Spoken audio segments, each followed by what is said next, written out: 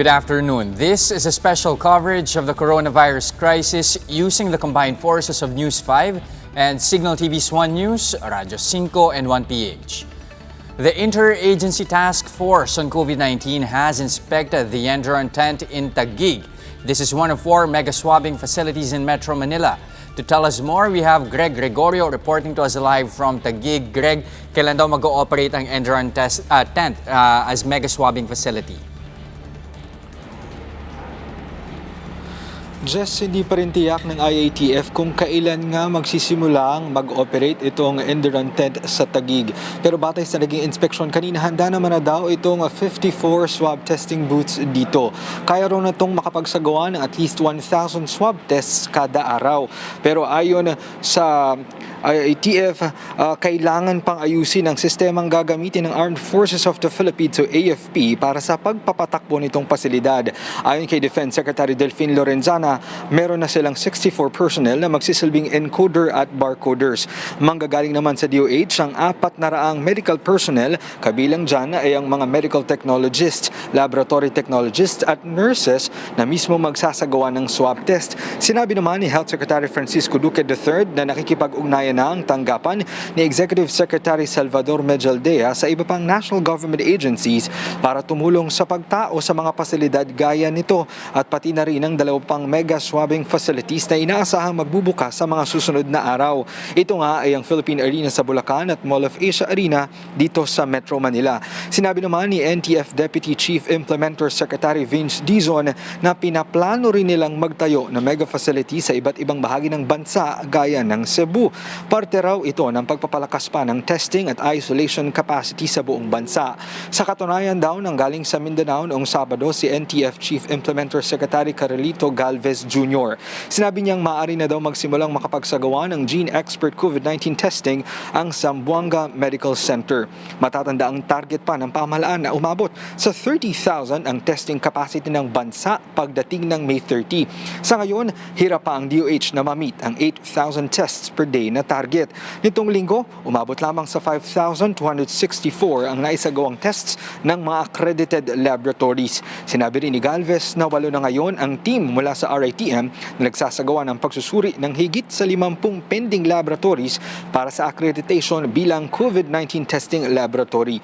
Just sinabi naman kanina ni Health Secretary Francisco Duque III na kailangan pa niyang tignan itong sinasabing pag-aaral na isinagawa ng Los Alamos National Laboratory sa Amerika patungkol sa sinasabing nag-mutate na daw itong SARS-CoV virus na nagdudulot ng COVID cases sa ilang bahagi ng Europe at Amerika. Ayon kay Duque, kung totoo nga ito, ay magiging panibago itong problema sa bansa. Lalo't 2 linggo pa lamang nakakalipas ay nakita na daw ng mga data analytics expert ng bansa na nagsisimula na ang pag-flatten ng curve dito sa pagtugon natin sa COVID-19 pandemic.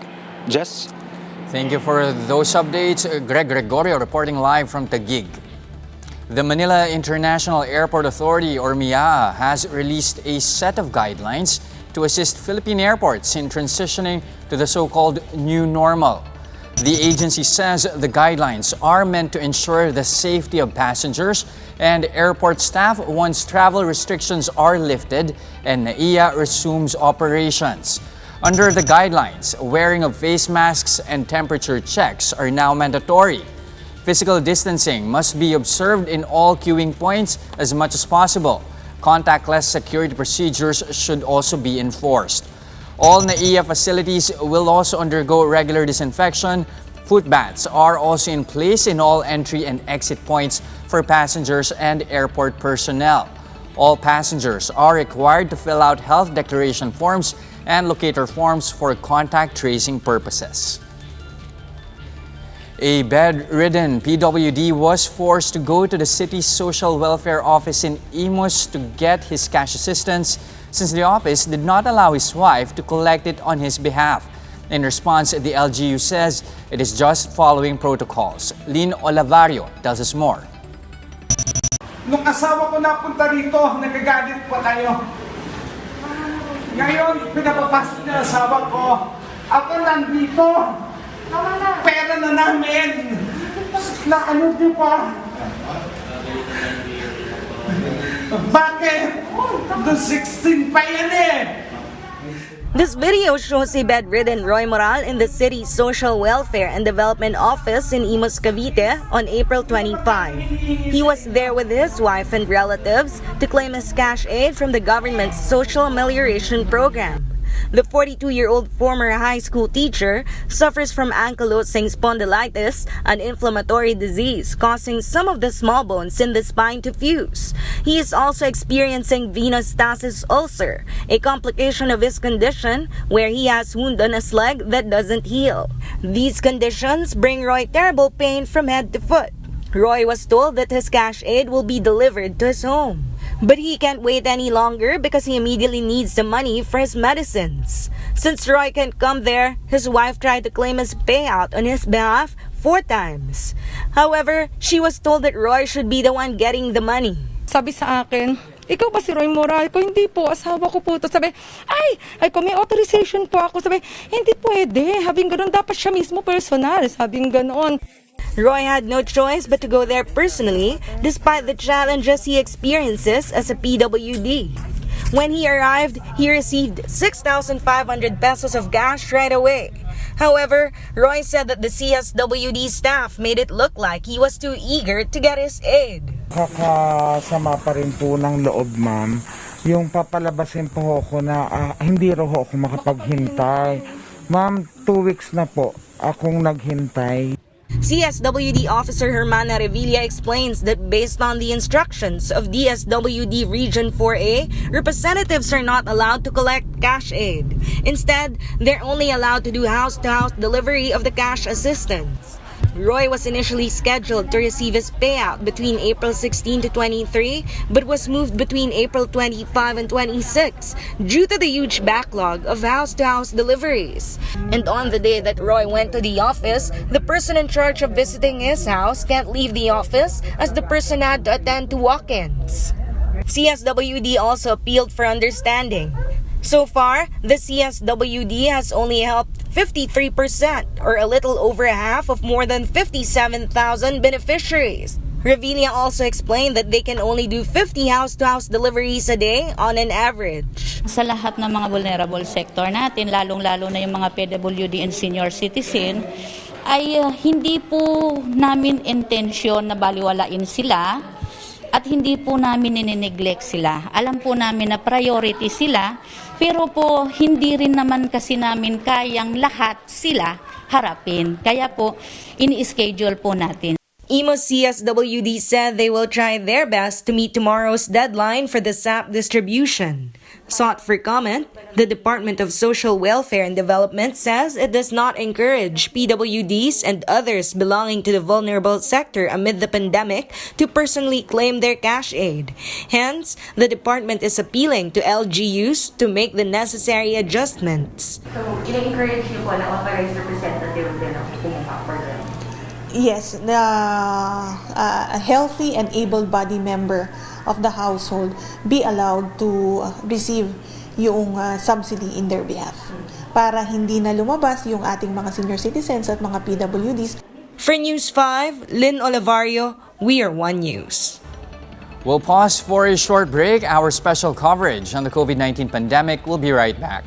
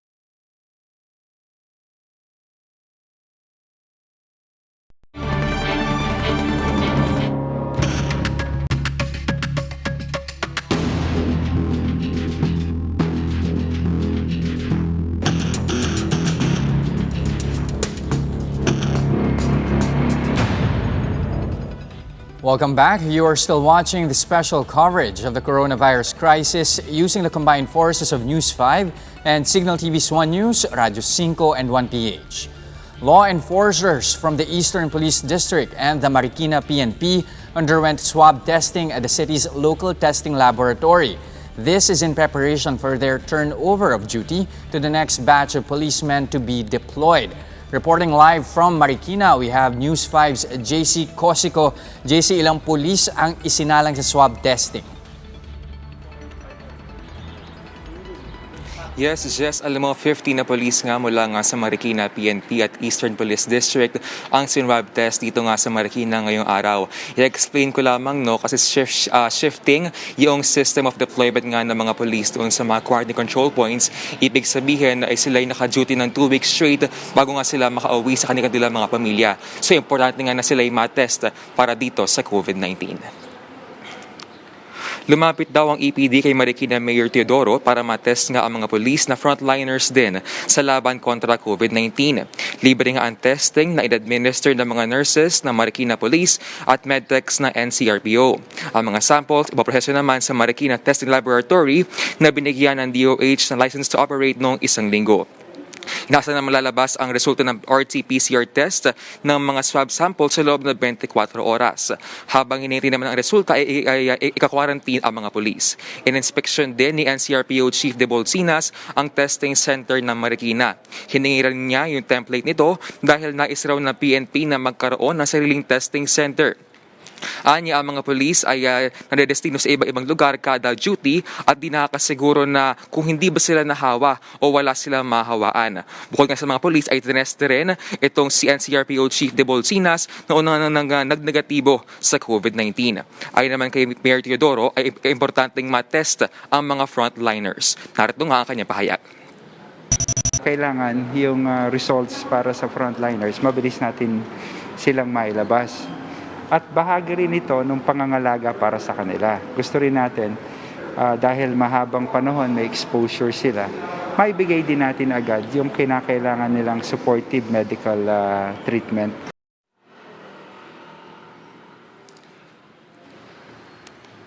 Jess, alam mo, meron pang 100 polis mula nga sa Eastern Police District yung nakatakdang isilalim din sa swab test. Ito nga yung oras na malaman na sila ay positive nga sa COVID-19 ay sila nga dadalhin sa ospital para magamot at ma-isolate. Jess? Maraming salamat. That was JC Cosico reporting live from Marikina. Davao Region has reported 12 new cases of COVID-19, including 2 infants.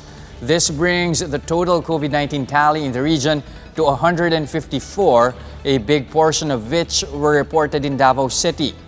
Casualties due to the virus have reached 21, while at least 80 persons have recovered from the disease.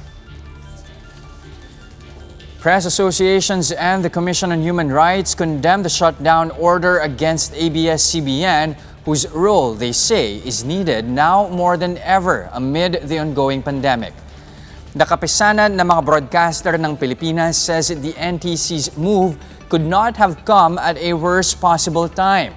The group insists that apart from providing news, the network viewers relief from the mental and emotional pressures of the ongoing lockdown due to the virus outbreak. The Foreign Correspondents Association of the Philippines, or FOCAP, calls the move a clear case of political harassment. FOCAP emphasized that the case order also affects thousands of Filipinos employed by the network. The Commission on Human Rights insists that the shutdown order sends a chilling effect on free press. The Commission reiterated that political whims should not dictate the fate of ABS or any media network for that matter.